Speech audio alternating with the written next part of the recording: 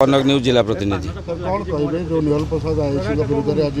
SP द्वारस्थ जिला साम्बादिक संघ व्यक्तिगत भाव में आपन को भी असम्मान करता कौन कहे देखो 3 मास तले मु गोटे न्यूज करने जाइली निहल प्रसाद थाना को जाइली तो सेतेबेले से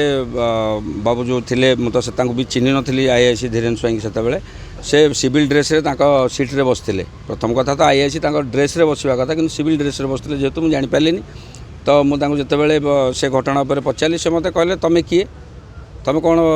केस कहीं इंटरफेयर कर देखो आज्ञा मुझे लोकर रिलेटिव हेबी मुझी कथाटा बुझा लगी ना ना ना से सब जिनस आम मैटेरियलाइज कर सारूँ आपण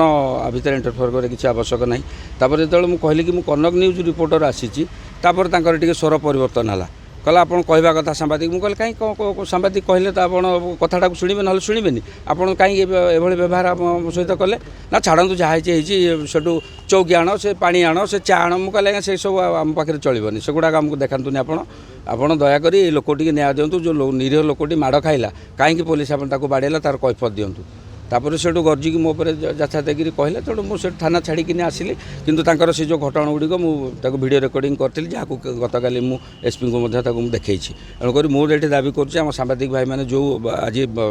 विरुद्ध में स्वर उत्तोलन कर सहित मुझे निलंबित न करने पर्यंत ए आंदोलन आमर एमती जारी रही।